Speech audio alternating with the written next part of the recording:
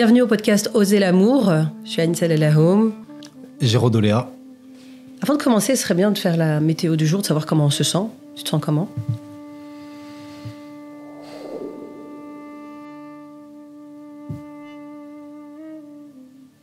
Là, je me sens plus calme. Tout à l'heure, on a fait un premier jet, j'étais ancré, mais il y avait encore un peu de vague, tu vois. Là, ça y est, je suis là. Je suis calme et là, je peux être vraiment ancré. Donc en présence, quoi.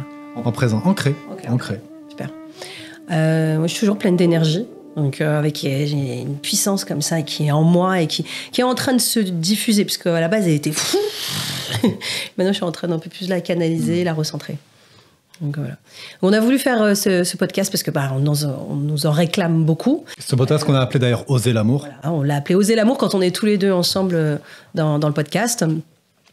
Et on a beaucoup de questions sur le couple, sur la sexualité, mais surtout aussi sur le concret. Parce que concrètement, ce qu'on nous a demandé, c'est comment est-ce que je peux appliquer ce que vous avez l'air d'avoir compris et expérimenté dans mon quotidien. Déjà, la première chose que moi je voulais dire, c'est que, en tout cas en ce qui nous concerne, il n'y a pas de différence entre le quotidien et autre chose. C'est-à-dire que pour nous, parce qu'il y a des gens qui parlent de spiritualité ou de sexualité sacrée, spirituelle, etc. Enfin, ça met un peu sur un piédestal, une espèce d'espace fantasmagorique et un peu fantasmé, alors qu'en fait, tout est implémentable, applicable, expérimentable tout de suite maintenant dans le quotidien. Et c'est ça qui est puissant. Nous, en tout cas, ce qu'on utilise, c'est tous les enseignements qu'on a reçus, on les pratique. Et du coup, on en fait une expérience. Et là, on peut jauger qu'est-ce qu'on peut en fait calibrer. Et puis, il y en a qu'on pratique, il y en a qu'on pratique plus, qu'on pratique pas. Il y en a qu'on essaie et qu'on n'aime pas, et il y en a qui nous conviennent. Et ça, on va vous le partager aussi. Donc, les questions qui sont revenues le plus souvent tournent autour des problématiques de couple et des problématiques sexuelles.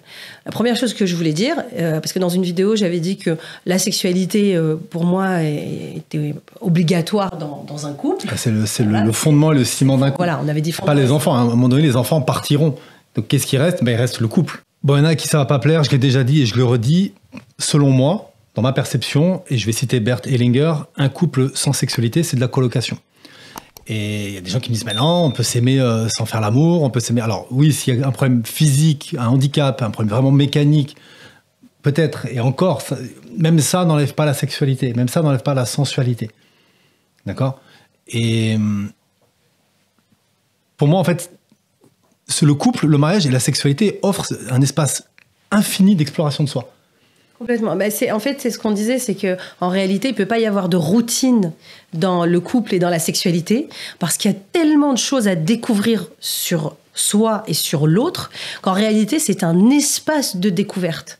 Barry Long nous a particulièrement parlé. J'en parle souvent, mais ces principes sont... Alors, il y a des gens qui vont parler de tantra, de sexualité sacrée, etc. On n'a pas voulu aller jusque-là. Et on a trouvé en fait l'approche très pragmatique, très claire, très concise de Barry Long, d'une efficacité merveilleuse dans notre système. Alors, c'est vrai que Barry Long, soit on aime, soit on déteste. Nous, on a rencontré des gens en fait qui ont lu Barry Long et qui ont complètement détesté, qui n'ont pas du tout aimé. Moi, ce qui m'a parlé, je vais parler pour moi, ce qui m'a vraiment parlé dans Barry Long, c'est déjà sortir de l'imaginaire, sortir de ma tête. Ça a été quelque chose de... Ça paraît tellement évident. Alors, il n'y a rien d'évident, de logique et de normal. Ça, j'en reparlerai après. Ça, les gens qui parlent de ça me font rire. Il n'y a rien de logique. Donc, sortir de ma tête, c'était pas logique. Parce que je partais souvent dans ma tête quand je faisais l'amour. Et à côté, l'excitation, aussi bien la mienne que celle de ma femme et ma partenaire, Anissa, de pas encourager ça. C'est OK qu'il y en ait de temps en temps, mais d'arriver à canaliser, à gérer ça et à calmer. Et pour ça, forcément, d'implémenter la respiration. Autre chose qui m'a apaisé, bon ça je l'ai retrouvé aussi chez le couple Richardson, c'est accepter qu'il n'y ait pas forcément tout le temps de l'érection. Accepter que l'érection peut aller et venir et de ne pas arrêter une rencontre amoureuse parce qu'il n'y a pas forcément d'érection à un instant T. Et au contraire, quand j'ai appris en fait que pénis et vagin en fait savaient faire l'amour, les corps savent faire l'amour, c'est l'ego qui vient interférer, et qu'en fait on n'a pas besoin d'être en érection. Il a été prouvé qu'il n'y a pas besoin d'avoir une érection constamment pour que ma femme prenne du plaisir. Mais c'est plutôt, et c'est ça la quintessence de pourquoi je fais tout ça, c'est parce qu'au final ça m'a ramené à un degré de présence qui là rend l'acte d'amour, la rencontre amoureuse, le rend cosmique. Alors ce mot-là, il y en a qui bug un peu dessus, mais vraiment, c'est interstellar, le truc, c'est cosmique. Alors, on va. Moi, je suis d'accord sur cette notion-là. Et je vais parler de la première fois où on a expérimenté Barry Lang, parce que quand on a lu le livre, comme ça, on vous donne la pratique aussi. Le principe, c'est de se donner des rendez-vous. Oui ? Non, c'est bon, continue. Je reprends. Le principe. Le principe de la pratique qu'on a eu avec Géraud à travers Barry Lang, c'est un rendez-vous amoureux. Déjà, il y a un rendez-vous amoureux toutes les semaines. Donc, et ça, déjà, quand j'en parle, les gens se crispent et ils disent « Mais comment ça, je vais prévoir un rendez-vous amoureux ?» Ça veut dire qu'il n'y a plus de spontanéité, ça veut dire qu'il n'y a plus de désir, ça veut dire qu'il n'y a plus, en fait, la surprise. Sauf que moi, personnellement, avec Géraud, 9 fois sur 10, quand j'allais le voir, c'était pas le bon timing. Et lui, pareil. Donc, il y a vraiment une notion de timing. Et le fait qu'il y ait un rendez-vous qui est prévu spécialement pour la rencontre amoureuse, apporte énormément d'avantages parce que ça veut dire déjà on sait à quel moment ça va se passer, on s'y prépare vraiment. C'est une base, c'est-à-dire qu'on peut se rencontrer plus de fois. Ce n'est qu'une base. Et on peut se rencontrer plus de fois, mais on sait qu'à ce moment-là, on peut se préparer. On peut se préparer physiquement, mentalement, émotionnellement. On peut prévoir tout l'espace pour. Et ça offre vraiment une zone d'exploration et de rendez-vous avec son couple qui consolide le couple. Et il faudra effectivement, peut-être, c'est une invitation, à abandonner la notion de surprise. On se surprendra durant ce rendez-vous et pas le reste du temps, parce qu'en général, quand c'est pas prévu, il peut y avoir des frustrations sur le sujet. C'est juste inverser les polarités, c'est-à-dire qu'au lieu de baser une sexualité sur quand on a envie, c'est quand même beaucoup de paramètres, il faut que j'ai envie, que quand moi j'ai envie, elle a envie aussi, et que le cadre s'y prête. C'est comme un entraînement sportif, c'est-à-dire que je vais pas faire du sport juste quand il fait beau, si je me prépare pour une compétition ou quoi que ce soit, ou si je suis un athlète, je vais pas m'entraîner juste quand il fait beau, quand j'ai les bonnes chaussures, ou si l'envie me prend. Donc la sexualité étant, pour moi, la colonne vertébrale du couple, je fais en sorte en fait d'avoir une régularité. Et après, s'il y a des moments spontanés, s'il y a des moments où on a envie de faire l'amour, de se retrouver X fois dans la semaine, on le fait. Mais d'expérience, je sais qu'il y a des fois, quand j'étais trop dans ma tête, quand je pouvais être un peu occupé à mes activités, il pouvait se passer 1 semaine, 2 semaines, 3 semaines. Anissa pouvait être aussi occupée. Et en fait, on ne se rencontrait pas. On ne se retrouvait pas intimement. Alors, la première fois qu'on a expérimenté Barry Lang, on s'est donné rendez-vous avec Géraud. Le principe, le rendez-vous amoureux. On vient, on prépare la chambre si on a envie, des bougies, de la musique tamisée, etc. On a pris nos douches, enfin, le basique pour que l'ego ne s'accroche pas. Mais normalement, le concept, c'est de se mettre nu et vraiment de laisser les corps faire l'amour parce qu'ils savent faire l'amour. Et la première fois où c'est arrivé avec Géraud, on s'est rencontrés, et on est arrivés, et en fait, on s'est regardés. Et il se passait rien en fait, parce qu'on avait tellement pris l'habitude de projeter, de se chauffer, mais en réalité on était en train de fantasmer dans nos têtes. Il se passait plein de choses dans nos têtes, mais là comme on a coupé la fantasmagorie, on était en mode juste ok, c'est les corps. Et ben à un moment donné, Jérôme il me regardait puis il me dit ça va? Et je dis et toi? Et en fait, c'était limite, on aurait pu discuter et puis se dire, sinon tu veux un café, et c'est très très perturbant. Donc ça ramène aussi à la notion de, il y a tout à réapprendre. C'est-à-dire sortir vraiment de ce que j'attends, de ce que j'aimerais, de ce que je voudrais, mais juste être là et se dire, ok, qu'est-ce que je ressens là? Et après, c'est passé quoi alors? Dis la suite. Et après, en fait, alors moi je me souviens de cette première fois de par mon prisme. Ce que j'ai aimé dans cette première fois, c'est que j'ai pas eu à simuler, j'ai pas eu à faire semblant, j'ai pas eu à faire quoi que ce soit. J'étais juste là. Et à partir de ce moment-là, l'objectif, c'était de dire, OK, qu'est-ce que tu ressens? Où est-ce que c'est confortable? Où est-ce que c'est inconfortable? Il fallait commenter tout ce qui se passait, en fait, durant cette rencontre amoureuse. C'est très perturbant, c'est très intime, pour le coup, parce que je pense que 2 corps qui font l'amour avec des projections, avec du fantasme, avec du désir, avec du plaisir. 2 égos qui font l'amour, ça. 2 égos qui font l'amour, ça, c'est presque, j'ai envie de dire, commun. Par contre, quand je suis en état de présence et que je dois dire à l'autre ce que j'aime pas, ce que je veux pas, là, tout de suite, maintenant, ça perturbe. Et c'est vrai que ce qui s'est passé avec Géraud pendant plusieurs semaines, voire plusieurs mois, c'est qu'il y a eu des frustrations. C'est qu'il y a eu à un moment donné des zones de tension, de friction, parce qu'en réalité, on se disait des vérités. C'est-à-dire qu'on se disait, bah non, en fait, ça, j'aime pas du tout. Mais c'est ça qui était puissant. C'est que là, je vois direct des commentaires de gens qui disent, bah non, si c'est pour faire ça, je préfère rester dans mon imagination et l'excitation. En fait, là, ce qu'on a fait, c'est un sevrage. On s'est sevré de tout notre système habituel de rencontres amoureuses. Et ça nous a permis d'aller dans un espace de vraiment d'honnêteté. L'un envers l'autre. Déjà, moi envers moi, Anissa envers elle-même, et l'un envers l'autre. Et en fait, c'était la base nécessaire. Tu sais, c'est comme tout, si tu veux te déconditionner d'une drogue, de l'alcool, de la nourriture, du sucre, peu importe, il y a forcément une zone de turbulence, il y a une zone inconfortable où l'ego va dire « Mais pourquoi on fait ça? Ça sert à quoi? Jusqu'à maintenant, ça marchait bien ce qu'on faisait ?» Non, ça marchait pas. Moi, j'en avais marre de mon système, ma façon de faire l'amour. Et c'est clair qu'en faisant ça, on a tout reposé à plat, en fait. Et là, après, on a pu réinjecter des caresses, de la douceur, très rapidement. On a pu réinjecter, en fait, une connexion, un état de présence qui était plus doux. Et je pouvais sentir que tout mon corps, parce que le corps est un merveilleux vaisseau érogène et sensitif, j'ai pu voir qu'en fait, que tout mon corps était prêt et disponible à la rencontre avec Anissa. Donc, quand on a pratiqué Barilang, ce qui s'est manifesté, en fait, c'est vraiment que j'ai commencé à observer mon corps et j'ai vu toutes les résistances qu'il y avait concrètement dans mon corps. Et ça, généralement, on le voit pas. Parce qu'on est tellement dans le truc, soit je veux satisfaire mon mari parce que je veux continuer à ce que notre couple fonctionne, mais en réalité, je suis crispée de l'intérieur. On fait le devoir conjugal mais c'est vraiment tendu. D'accord? Et j'en souffre. Et c'est pour ça qu'il y a une multitude, en tout cas pour ma part, il y avait des mycoses, des brûlures vaginales, il y avait aussi des tensions au niveau du bassin et au niveau des cuisses, parce que ça résistait, parce que dans ma mémoire cellulaire au niveau de mon corps, il y avait attention, danger. D'accord? Et puis il y a aussi tout ce qui était lié aussi à la virginité, qui sont les conditionnements en fait. Il faut être vierge pour le mariage, tout ça. Le corps, pendant de nombreuses années, s'est complètement contracté en termes de désir et en termes d'autorisation. Tout ce travail-là, on l'a fait ensemble. C'est parce que je savais que toi, tu étais patient, qu'à un moment donné, tu comprenais en fait ce qui se jouait pour moi, parce qu'on parlait énormément, qu'on a enlevé petit à petit en fait ces verrous.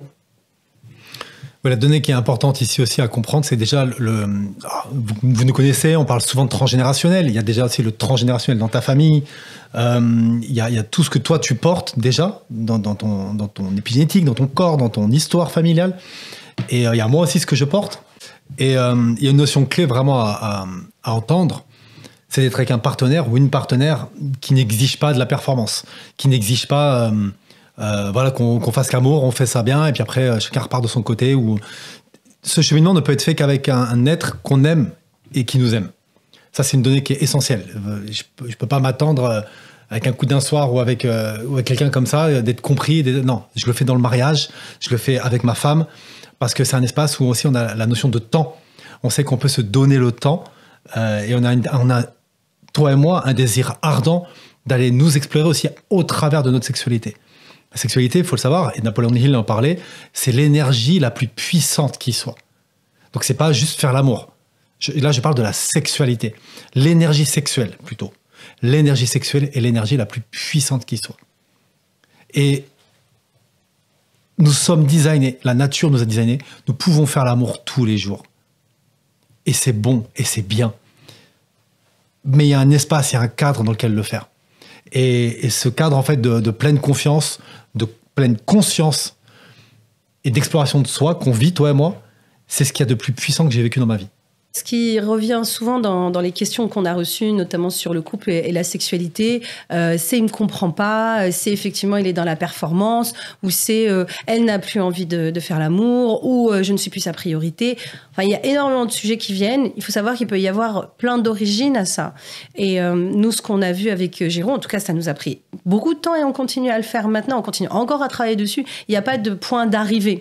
Et ce qui est intéressant, c'est de voir quelle est la situation qui se manifeste dans mon couple, qu'est-ce que ça vient faire référence chez moi dans mon histoire, et aussi comment est-ce que je peux rentrer en lien avec l'autre, parce que l'autre n'est pas nous, et c'est vraiment ça en fait la plus grande problématique, c'est d'attendre de l'autre qui comprenne ce que nous on veut, que nous-mêmes nous ne connaissons pas. Parce que c'est ça le problème des couples. C'est à un moment donné, je comprends pas qu'ils sachent pas en fait ce que j'aime ou ce qui me fait plaisir, ou qu'ils devinent. Pourquoi ils devinent pas en fait ce que je veux? Ben non, il va pas deviner ce que tu veux, parce que déjà, est-ce que moi je sais ce que j'aime? Moi personnellement, que ce soit dans ma sexualité, dans mon couple, je ne me connais pas.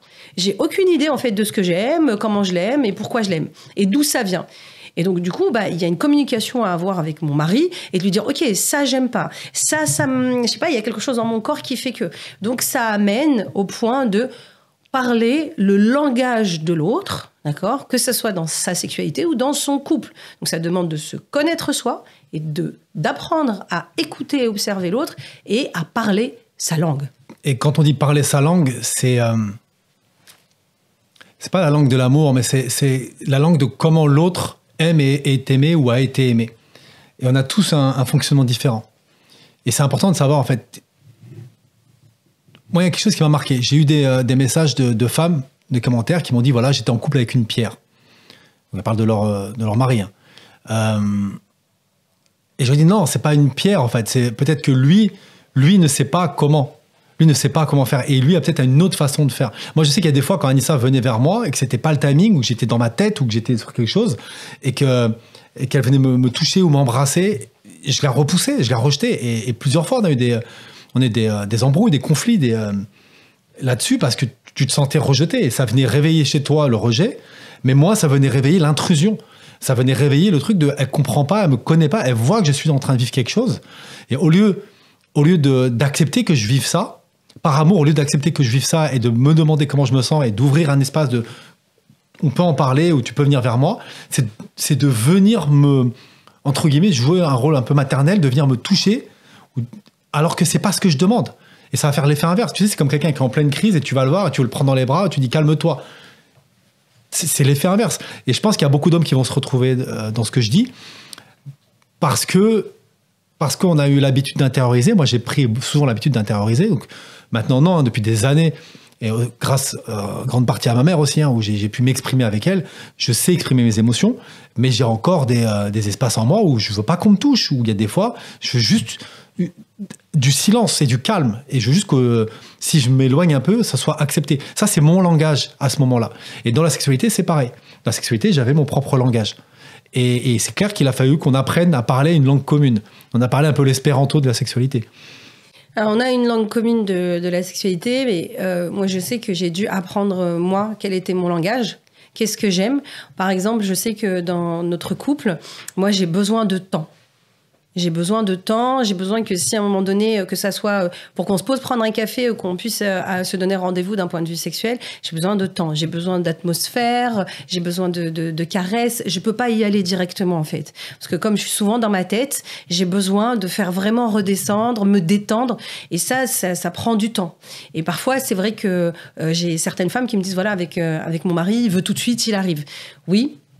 Je comprends, on l'avait dit dans une vidéo, les hommes vont du sexe vers le cœur, les femmes vont du cœur vers le sexe. En réalité, c'est pas le cœur, on pourrait dire, nous sommes plus émotionnels, si on veut dire ça, parce qu'on autorise plus ces espaces-là. Donc on a besoin d'être prise plus dans l'homme va d'abord s'occuper de nous. En fait. C'est la sécurité, ça vous permet un espace de sécurité.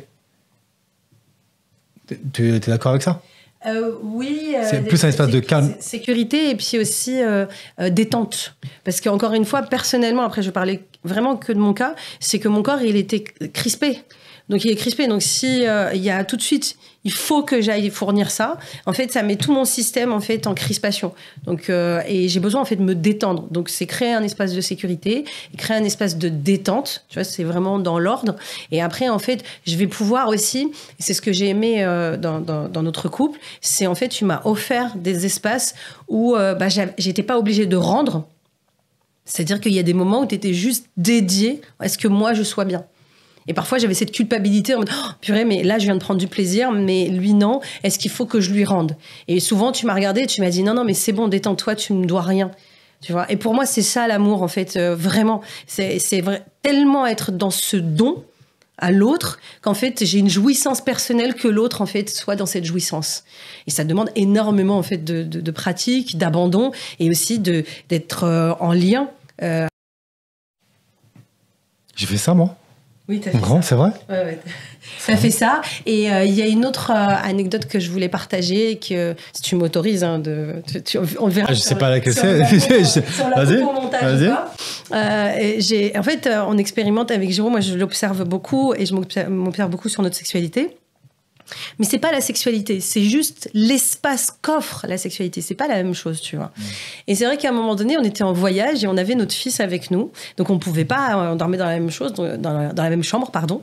Donc on était en voyage et on était avec notre fils dans la même chambre. Et donc on ne pouvait pas, nous on est pour ne pas avoir d'actes sexuels ou de rencontres amoureuses quand il y a notre fils, d'accord, dans la même chambre, qu'il soit bébé ou plus âgé. Là, il a 5 ans.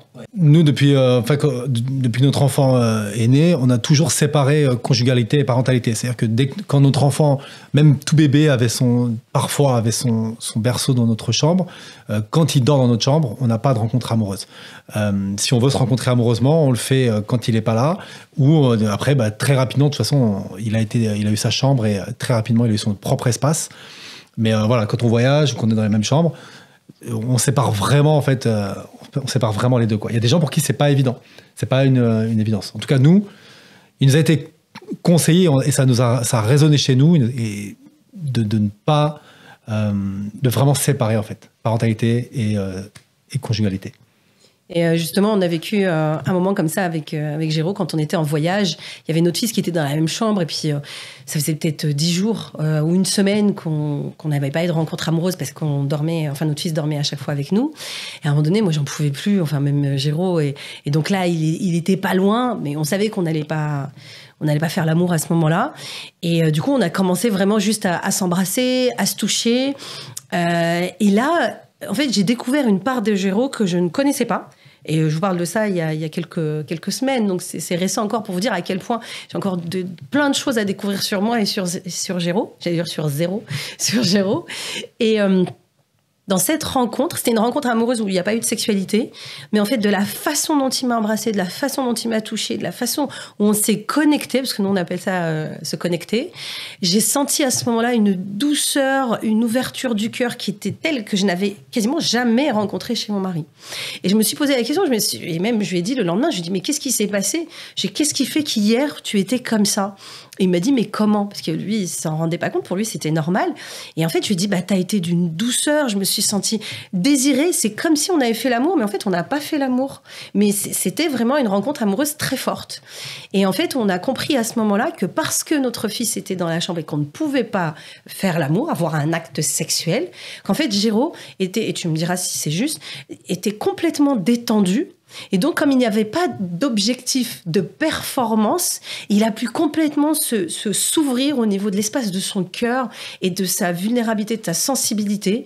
Et moi, je l'ai complètement reçu. Je n'avais pas besoin de sexualité par la suite. C'est là où il y a une petite nuance peut-être sur certains couples qui peuvent dire on n'a pas besoin de sexualité. C'est ce que moi, j'avais du mal à comprendre, c'est de me dire pourquoi est-ce que mon mari, il y a des moments où il est très doux et puis il peut vraiment s'ouvrir tout ça, et il y en a d'autres où il vient, il a juste clairement il y a une tension sexuelle qui arrive. Et en fait, ça m'a permis de comprendre comment mon mari fonctionnait, les zones où il avait besoin lui aussi d'être en sécurité, parce qu'on oublie que les hommes aussi ont besoin d'être en sécurité. Moi, je l'avais pas compris, et ce qu'on a vécu durant cette anecdote m'a permis vraiment de me dire, ok, mon mari aussi, il a des espaces en lui que je ne connais absolument pas. Et plus je suis à l'écoute de son langage corporel, de ce qu'il dit au moment où il dit, de là où il a envie, là où il n'a pas envie, plus je suis attentive à mon mari, et plus en fait moi je peux voir en fait les espaces dans lesquels je peux me déployer quand lui aussi en fait il est disponible à ça, et de lui dire ok, t'as pas besoin aussi de performance avec moi. C'est ok. S'il y a des fois où il a plus d'excitation que moi, où il a pris du plaisir et moi pas, c'est vraiment ok pour moi. Parce que pour moi, on construit les choses au fur et à mesure. Moi, la révélation et la révolution, en tout cas, qu'il y a eu en moi, ça a été cette notion de performance et de mental. Quand je disais tout à l'heure, Barré Long invite à sortir de la tête. Il faut savoir que pour moi, la performance chez l'homme, en tout cas chez moi, la performance qui veut donc l'érection en gros, l'obligation à l'érection est de fournir une prestation d'orgasme à ma partenaire, générait forcément un stress. Et le fait de sortir de ma tête, donc forcément j'utilisais ma tête. C'est-à-dire que j'utilisais mon imaginaire, des référentiels. Quand je sentais que là, mon corps, peut-être qu'il y avait moins d'érection, je relayais, tu sais, c'est comme un générateur. Toi, je passais en mode générateur diesel, tu vois. Et là, j'utilisais je m'accrochais à l'imaginaire pour aller imaginer des trucs, pour relancer l'érection. Ça marche un temps. Et au bout d'un moment, c'est ça dont je parlais quand je disais mon système ne marchait plus dans la sexualité. Ça ne marchait plus, ça ne me procurait pas de joie. Ça créait un côté mécanique qui faisait qu'il y avait encore moins d'érection. Donc, c'est pas une question d'âge, c'est juste une question de présence. Et donc, en arrêtant d'être dans ma tête, et quand j'ai découvert que l'érection peut aller et venir pendant la rencontre et que ça n'influe pas sur le plaisir ni pour ma partenaire, donc ni pour ma femme, ni pour moi, ça a tout changé dans ma tête. En fait, je me suis dit, j'ai le droit de ne pas avoir une érection pendant toute la rencontre. Et parce que moi, quand j'avais plus d'érection, forcément, je me retirais. Jusqu'à recréer une érection. Si ça revenait, et si ça revient pas, on arrête là, quoi. Et c'est frustrant, c'est humiliant, et ça m'a coûté des relations. Avec ma femme, c'est pas ce que je voulais. Et de savoir que je peux, mon érection peut fluctuer, mais que le plaisir, lui, ne fluctue pas parce que il y a le regard et la présence, il y a la joie, il y a l'humour, il y a le silence, il y a l'intensité, il y a le baiser sans la langue. La douceur de l'amour qu'on se porte mutuellement, et il y a le côté énergétique, puissant, cosmique qui est entre nous, qui, de toute façon, dépasse l'érection. Et à ma grande surprise, quand j'abdique, quand j'accepte, l'érection revient. Et là, ça m'a montré à quel point, oui, mon corps sait faire l'amour. Il n'a pas besoin de ma tête. Et ça a été une révolution pour moi, une révélation. Ça m'amène dans l'espace justement d'apprendre à faire l'amour, parce que ça s'apprend, sur deux aspects. Le premier, c'est on dit éjaculation précoce. Il y a beaucoup de femmes qui se plaignent de ça, qui disent voilà, mon mari c'est un éjaculateur précoce. Alors déjà, quand une femme dit ça de son mari, déjà tout de suite c'est humiliant. Premièrement, c'est pas une honte en fait d'être éjaculateur précoce. C'est juste que moi, ce que j'ai étudié en tout cas sur le sujet, parce que ça m'a intéressé, parce qu'il y a plusieurs femmes qui m'ont posé des questions là-dessus par rapport à leur mari, c'est que un homme qui est en éjaculation précoce, il faut qu'il soit suivi, tout ça et tout. Enfin voilà, toute cette partie-là, on l'enlève. Moi, je parle plus du côté psychosomatique. C'est qu'à un moment donné, c'est un homme qui se met énormément la pression. C'est un homme, en fait, qui à un moment donné, justement, va se sentir ou s'est senti dans sa vie en impuissance, lui, ou dans sa lignée d'homme. Et à un moment donné, il va en plus attirer une femme qui va lui renvoyer systématiquement en pleine face, en fait, qu'il n'est pas assez un homme. Alors qu'en réalité, un éjaculateur précoce, c'est quelqu'un, en fait, qui a besoin à un moment donné d'aller libérer des espaces de compréhension sur pourquoi est-ce qu'il ne se sent pas assez, pourquoi est-ce qu'il ne se sent pas assez homme, pourquoi est-ce qu'il ne peut pas prendre de son père, qu'est-ce qui s'est passé dans son histoire. Et quand on commence à aborder cet espace-là, on arrive dans un autre espace. Et déjà, pour moi, le couple, il sert à ça. Hein. Je veux dire, je m'arrête pas à un moment donné dans une relation parce qu'il y a des problématiques sexuelles, d'accord ? Je veux aller plus loin. C'est à ça que sert l'amour aussi. C'est à ça que sert le couple. C'est à ça que sert la longévité, le mariage. C'est à un moment donné de dire, OK, on s'arrête pas à la première complexité. Donc, si à un moment donné, il y a un problème d'éjaculation précoce, c'est OK, qu'est-ce qu'il a, mon mari ? Quelle est son histoire ? Qu'est-ce qui fait que moi, j'ai attiré un mari, en fait, qui est éjaculateur précoce, et en plus, que j'en parle de cette façon ? C'est de se dire qu'il y a une opportunité d'aller vraiment rencontrer l'autre dans l'amour. OK, c'est quoi ton histoire ? Et ça nous amène dans d'autres espaces en tant que femme. Parce que je rappelle que nous, en tant que femmes, alors on est multi-orgasmique. On parlera sûrement plus tard Kundalini, on parlera de montée énergétique, on parlera de transmutation sexuelle, parce que nous-mêmes, on est encore en train d'expérimenter ça avec notre couple. Mais derrière, la femme a quelque chose que l'homme n'a pas. Nous avons en fait un organe que vous n'avez pas, qui est le clitoris, qui est l'organe du plaisir. C'est-à-dire que nous, on a cet organe-là que les hommes n'ont pas. Et ce qui procure du plaisir à un homme, c'est de voir sa femme prendre du plaisir. Donc, je vous laisse imaginer, en fait, le cercle vicieux. Parce qu'à un moment donné, si une femme ne prend pas du plaisir, et elle a mille et une façons de prendre du plaisir, et ça, là, c'est l'avantage aux hommes, quand même, de donner du plaisir à la femme. Parce que quand la femme prend du plaisir, eh bien, l'homme, en voyant la femme prendre du plaisir et se libérer de la performance d'eux, parce que là, c'est pas lui, il donne quelque chose, et bien, il y a un espace qui s'ouvre pour que les deux se rencontrent. Donc là, il n'y a pas de pénétration, il n'y a pas tout ça. Donc la sexualité, elle est quand même vaste. D'accord ? Parce que souvent, c'est pénétration. Nous, on a pratiqué Barilang, mais en fait, il y a toute la rencontre amoureuse qui peut prendre du temps pour apprendre à faire l'amour, pour aller lever le voile, en fait, des traumas personnels, transgénérationnels, lié à l'humanité aussi, à la conscience, à l'ego collectif. Donc, on a quand même beaucoup de travail sur le sujet. Moi, je me suis beaucoup posé de questions sur cette histoire d'éjaculation précoce. Bon, pour moi, c'est encore un étiquetage, hein, j'aime pas ça. Tu sais, c'est comme si c'était une maladie, quoi. C'est éjaculateur précoce, ça veut rien dire pour moi. Tu l'as dit, et je rebondis là-dessus, pour moi, c'est une question de pression. Dans les deux sens du terme, pression là, et puis c'est de la pression qui doit sortir. Il y a aussi la peur de pas être assez bon, donc il faut que j'envoie tout rapidement. C'est ce qu'entend le corps. Je me dis, est-ce que c'est... je questionne. Est-ce que c'est pas ce qu'entend le corps? C'est-à-dire, je dois tout envoyer et je dois, tant que là, il y a une érection, eh ben, je dois performer dans ce laps de temps. Donc forcément, bah, ça dure pas, en fait. C'est-à-dire qu'il y a une telle pression que bah, ça sort rapidement sans laisser le temps, en fait, au corps. Et c'est pour ça qu'en vrai, une rencontre amoureuse, en vrai, devrait durer plusieurs heures. Mais c'est pas plusieurs heures de pénétration et de... voilà, c'est ce que beaucoup ont en tête. J'entends des fois, je vois des fois des posts Instagram ou des magazines masculins qui disent comment faire pour la faire jouer pendant 20 minutes ou pour être en érection pendant 20 minutes, mais on s'en fout. En fait, tu vas être en érection peut-être 5 minutes, après ça redescend. Je vais parler de moi, tu vois, et je me connecte à toi et je t'embrasse, je te regarde, on parle, on rigole. Et après, ça revient et c'est reparti pour 7, 8, 10 minutes. Et je suis sorti de ce truc de... Il faut être dur tout le temps. Et... parce que c'est une pression. C'est une pression, et c'est une pression que le corps va relâcher avec une éjaculation qui est dans un timing... what the fuck, qui va sortir n'importe comment. En mode, il y a une dissociation entre moi, limite, et mon pénis. C'est-à-dire que mon pénis en fait qu'à sa tête. Bah forcément, j'ai tellement mis toute la pression là qu'il faut que ça sorte. Tu vois? Alors qu'en fait, ça, c'est une pauvre conséquence, en fait. Moi, j'ai envie de travailler sur les causes. J'arrête de mettre la pression. Je communique avec ma partenaire, avec ma femme, et forcément, c'est pas avec une gamine qui je vais sortir une nuit comme ça en boîte de nuit que je vais pouvoir explorer ça. Non, je le fais avec une femme mature, en pleine conscience, qui elle-même explore ça. Donc ça, faut bien le comprendre. Donc des hommes qui disent ouais, j'ai été brisé parce que j'ai rencontré une femme en boîte et elle m'a dit ça. Je dis mais tu t'attends en quoi? Oui, forcément, tu rencontres quelqu'un le coup d'un soir, bah forcément, elle s'attend de la performance.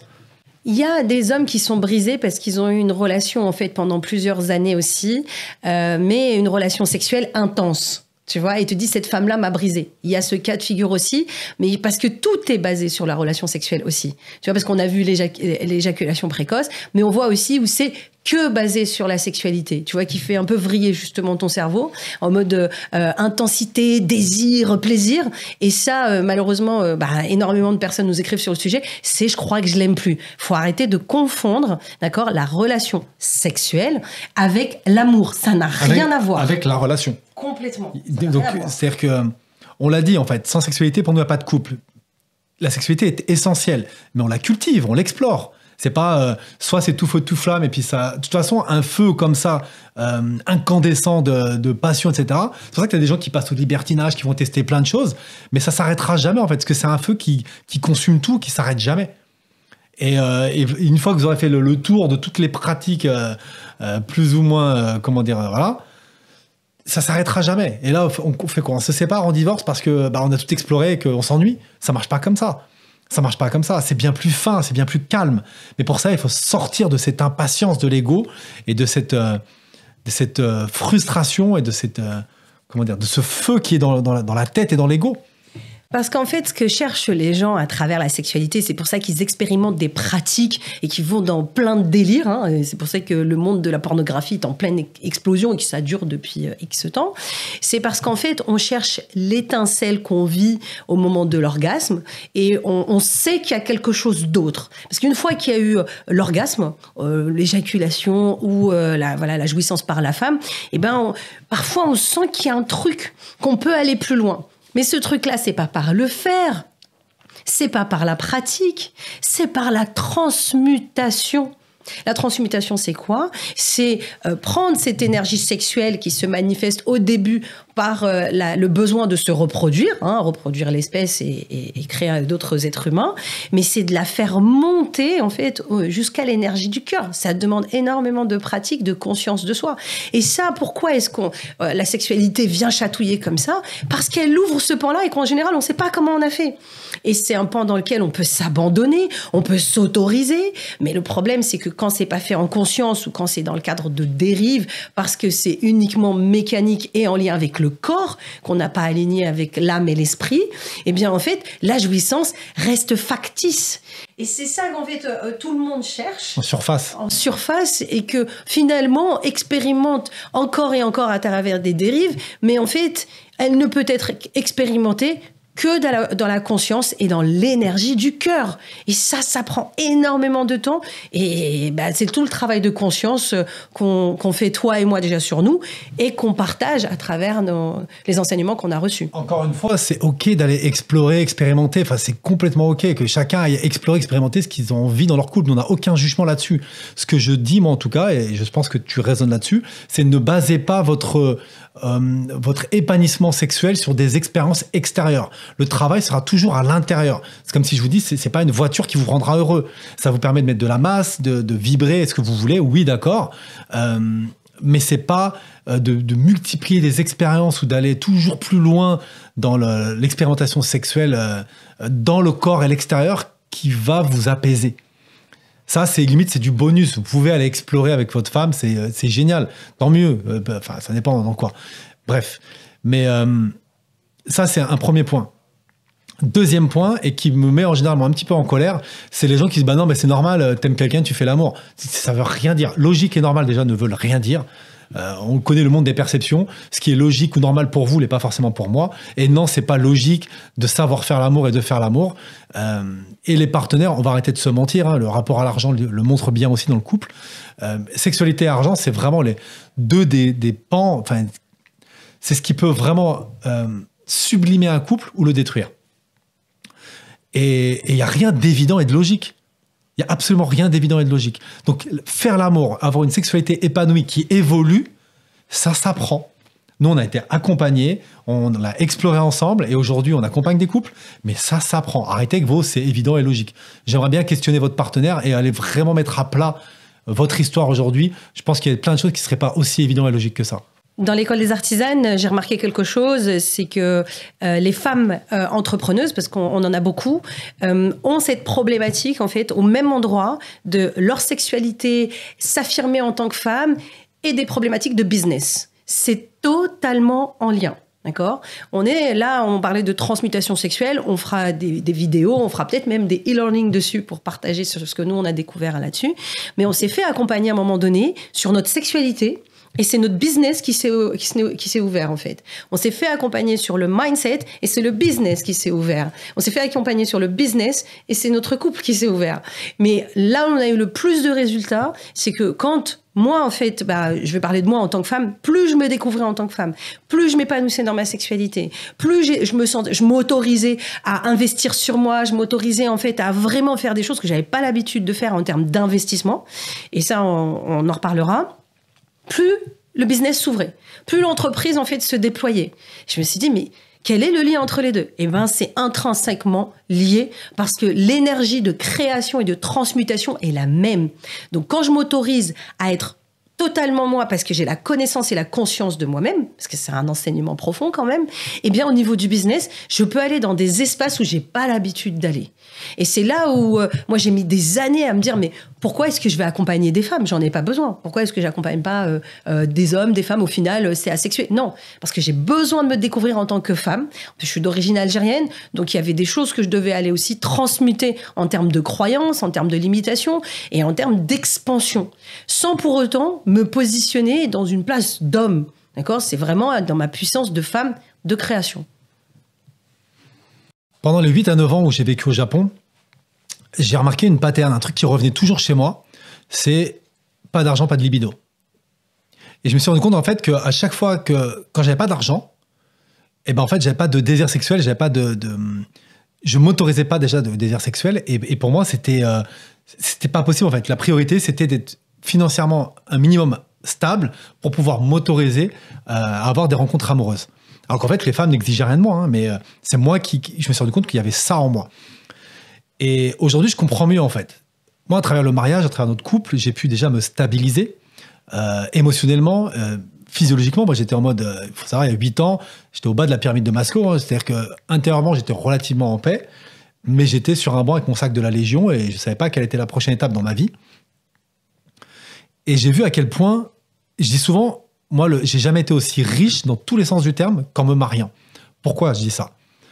Parce que dans le mariage, j'ai pu avoir un espace de sécurité. On dit souvent, et c'est à très juste titre, qu'une femme, c'est une fleur, et pour s'ouvrir, elle a besoin de sécurité. Le soleil, le nutriment, la terre et l'eau, symboliquement chez la fleur, ça va être la sécurité chez une femme, sécurité physique, émotionnelle, etc. Mais on a ça aussi chez les hommes. En tout cas, moi, j'avais besoin de ça. Et je me suis rendu compte que la sécurité, à travers la stabilité émotionnelle, familiale, relationnelle, m'a permis de me déployer. Et c'est ça qui m'a permis après de créer, et c'est là où j'ai pu transmuter, d'œuvrer, de servir mes clients, de créer. Et en fait, il y a un yo-yo constant. Et puis en plus, on l'incarne bien dans le sens où on œuvre ensemble. C'est-à-dire que toi, il y a ta propre entité avec les artisans, tu œuvres de ton côté, moi j'œuvre de mon côté, mais en vrai, on œuvre tout le temps ensemble. Et là, je me suis rendu compte à quel point la puissance du couple et de l'énergie sexuelle. Pour que le couple aille bien, il faut qu'il y ait aussi une énergie sexuelle derrière, une sexualité qui soit apaisée et apaisante. Donc c'est un cercle vertueux. Parce qu'on a une sexualité qu'on explore, ça n'a pas toujours été comme ça. On a eu des très bas dans notre sexualité. Donc vraiment, en tant qu'entrepreneur, j'ai remarqué à quel point c'était puissant. Quand je suis apaisé dans mon couple, quand je suis apaisé dans ma sexualité, alors je peux déployer dans l'entrepreneuriat. Et j'ai remarqué aussi qu'au début, en tout cas mes mentors, nos mentors étaient souvent des célibataires, même avant. C'est vrai que je me suis rendu compte que mes mentors étaient, entre guillemets, un peu à mon image, soit célibataires, il y a eu des veufs aussi, mais c'était pas des gens qui étaient en couple. Et aujourd'hui, en tout cas depuis quelques années, et encore aujourd'hui, quand je vais chercher un mentor, parce que je me fais encore mentorer, je suis le premier à aller me faire mentorer, à aller toujours voir des hommes qui sont pour moi une ou deux étapes après moi, c'est évident pour moi d'aller voir des mentors qui sont mariés et qui œuvrent dans l'entrepreneuriat à partir d'un espace d'hommes mariés qui explorent constamment, consciemment son couple. Pour moi, ça va ensemble. Et j'ai vu beaucoup d'entrepreneurs, j'ai accompagné des entrepreneurs qui ont un succès, on va dire, dans l'entrepreneuriat qui est waouh, qui est exponentiel, mais qui est débalancé souvent avec une vie familiale, une vie intime qui va être un peu plus bancale, chaotique, voire même divorce, etc. Et ça impactera toujours l'entrepreneuriat. Je ne dis pas qu'en étant marié, il ne m'arrivera jamais rien dans l'entrepreneuriat. Je dis juste que cette fondation, cette base solide, pour moi, est garante du long terme. Et souvent, les hommes, les grands entrepreneurs desquels je m'inspire, ont souvent été des hommes mariés. Ils peuvent avoir été mariés 20 ans, et puis 10 ans, et puis 10 ans, et puis 15 ans, ok, mais ils ont été des hommes mariés et qui ont pu s'appuyer sur cet espace avec des femmes à leur côté qui vibrent puissamment avec eux, comme Anissa vibre avec moi. Moi, ce que j'ai vécu dans l'entrepreneuriat avec toi, c'était vraiment cette notion de m'autoriser, parce que en fait, j'investissais, mais j'y allais tranquille, et puis j'avais des choses dans ma tête. J'osais pas vraiment aller dans des espaces où ça me demandait vraiment de prendre des risques. Tu vois. Et c'est vrai que quand tu m'as fait acheter ma première paire de Balmain à 400 €, ma tête, elle a vrillé. J'ai dit, en quoi aller acheter une paire de Balmain à 400 € dans mon placard, en fait, va faire que je vais transmuter mon business. Et toi, tu m'as dit, va acheter la paire de Balmain à 400 € et on en parle après. Et quand je suis arrivée dans le magasin, j'ai regardé la paire de chaussures. Bon, je la trouvais très belle, mais 400 €, j'avais jamais acheté une paire de chaussures à 400 € dans ma vie. Et là, j'arrive en caisse, je paye, je mets la carte, et là, je m'effondre. Et en fait, je venais de comprendre à quel point, en fait, je ne m'autorisais pas dans ma vie, en fait, des espaces de grandeur. C'est pas la paire de chaussures. D'ailleurs, je les ai aujourd'hui et je les adore. Elles sont collector. Mais c'est vraiment cette notion d'autorisation. Et tu m'as aidé à faire la même chose le jour où j'ai pris une mentor aux États-Unis. Et son rendez-vous était à 888 $. Et je me souviens, j'avais laissé la page ouverte pendant une semaine. Et je t'ai dit, mais tu sais que pour 888 $, je peux refaire ma garde-robe. Et tu m'as regardé, tu m'as dit quoi? J'ai dit, ah, tiens, viens, on va appuyer sur le bouton ensemble. Et j'avais pas compris, en fait, que c'était pas les 800 $. Pour moi, 800 $, je pouvais acheter plein de choses chez Action, au marché, chez Zara. Enfin, vraiment, j'étais comme ça, quoi. Et tu m'as dit, mais non, en fait, c'était en train de t'offrir une vibration avec une femme, en fait, qui, elle, s'autorise. Donc, tu es en train de t'autoriser ça. Ça n'a rien de rationnel, mais ça vient ouvrir des espaces. À quel point tu es prête à investir sur toi, tu vois, et à prendre des risques risque sur toi comme ça. Et quand je l'ai fait, au final, j'ai fait mon rendez-vous avec cette femme-là qui était géniale, hein, mais j'avais déjà reçu ce que j'étais venue recevoir, c'était de m'autoriser à faire ça. Bien évidemment, moi, je conseille pas aux gens, en fait, qui ont pas réglé leurs problématiques d'argent et qui sont pas accompagnés, en fait, à faire des investissements comme ça, tu vois. Ou qui sont addicts à la rentabilité, quoi. Faut que j'en ai pour mon argent. Le gars, c'est mort. Je ne serai jamais assez satisfait parce que moi, j'ai déjà eu des hommes en rendez-vous avec moi qui, moi, je suis à 500 € de l'heure, donc j'estime déjà que je suis hyper accessible et qui en veulent pour l'argent, qui me renvoient des messages, qui me rappellent, etc. et qui sont en mode, qui vont grignoter l'os jusqu'au bout. Je dis, mais tu sais que ce que tu as déjà reçu, tu as un mois de travail dessus, en fait. Les éléments clés que je t'ai partagés, tu peux taffer dessus pendant un mois. Ils peuvent pas le recevoir. Quelqu'un qui a payé en fait une certaine somme, d'accord, dans un rendez-vous, je sais pas, si tu vas voir un entrepreneur, tu payes 1000, 10 000 € le rendez-vous, peu importe. C'est pas une question d'argent ou de rentabilité, c'est une question d'espace. C'est-à-dire que toi-même, en fait, t'étais pas à ta juste place dans certains endroits. C'est comme le violoniste dans le métro. Un violoniste virtuose dans le métro, les gens, ils passent, ils lui donnent 2 €, alors que c'est un violoniste qui est mondialement connu, en fait. Et pour le faire intervenir dans une soirée de gens qui sont connaisseurs, c'est peut-être 10 000 € la soirée, tu vois. Donc, c'est clair que si à un moment donné, tu t'adresses pas au bon public, d'accord, et ça, dans l'entrepreneuriat, on le voit beaucoup, des femmes, elles me disent, ouais, je comprends pas, j'arrive pas à augmenter mes tarifs, je comprends pas, ça marche pas ce que je fais. Non, tu t'adresses pas au bon public, d'accord, t'es pas à ta juste place. Donc, Je donne souvent l'exemple, en fait, c'est comme si tu veux vendre une Bugatti au marché et que tu dis, je comprends pas, personne n'achète. Bah non, parce que les gens qui viennent ici, ils viennent acheter des kilos de tomates ou ils viennent acheter d'autres produits, en tout cas, mais ils sont pas câblés sur ce que tu proposes. Et c'est pas forcément le bon espace, la clientèle qui va résonner avec ce que tu proposes. L'important, c'est d'aller là où tes clients sont et de pas vouloir absolument proposer un produit qui ne parle pas ou à des gens qui ne sont pas connectés au même égrégore, à la même vibration que toi. En réalité, ce qui fait qu'aujourd'hui, tu n'obtiens pas les résultats dans ton business, en tout cas, moi, je parle aux femmes que j'accompagne, c'est OK. Quels sont les miroirs que te renvoient les clientes qui viennent à toi?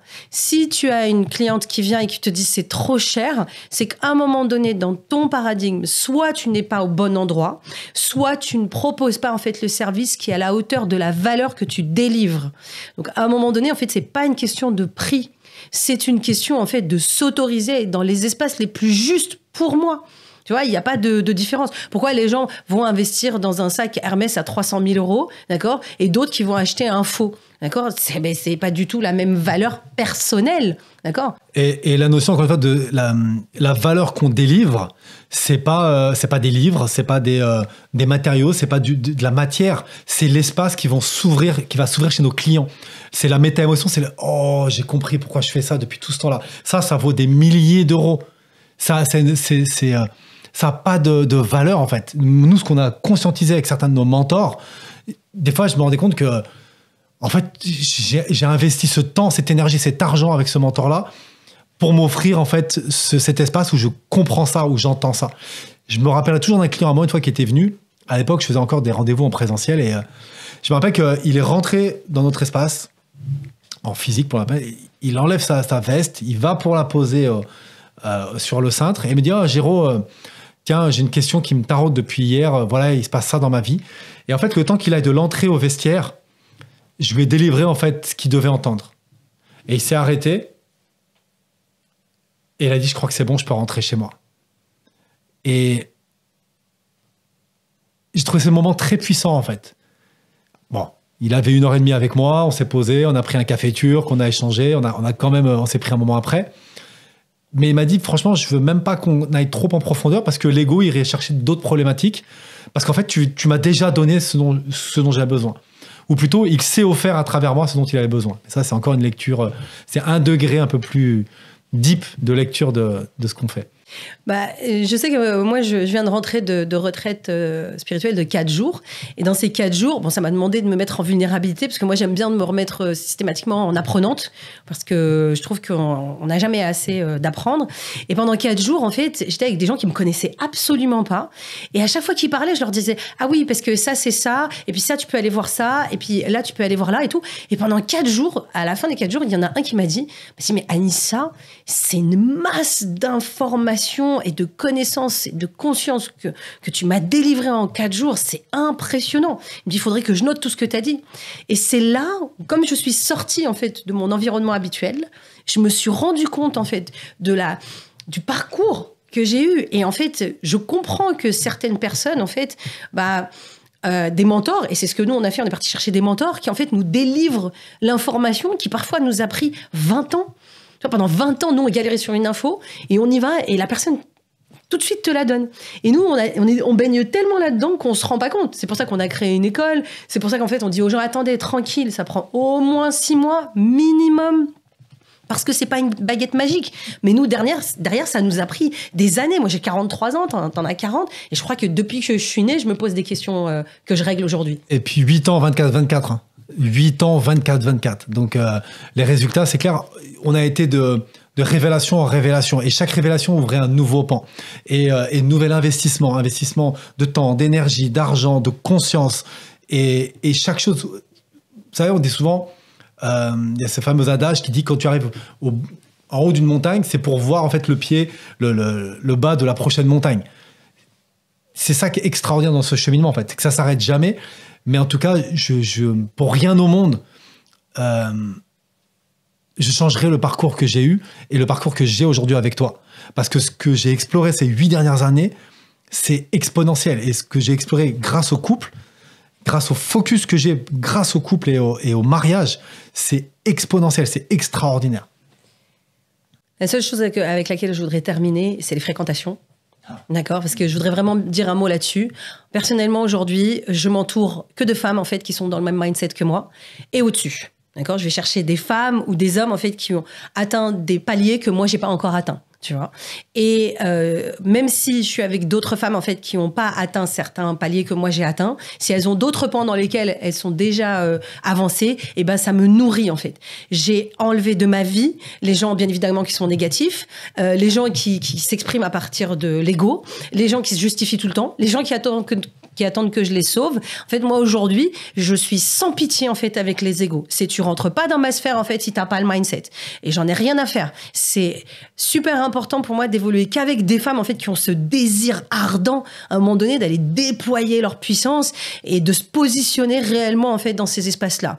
Parce que sinon, j'ai que des gens, en fait, avant, en tout cas, des gens qui se trouvent des excuses, des gens qui attendent d'être sauvés, des gens, en fait, qui projettent que moi, peut-être, j'ai une cape magique ou une baguette magique pour pouvoir faire en sorte qu'ils obtiennent ce qu'elles seules peuvent obtenir. Donc moi, j'ai cette exigence-là envers moi, dans mon couple, avec mes enfants, ma famille et les gens que je fréquente.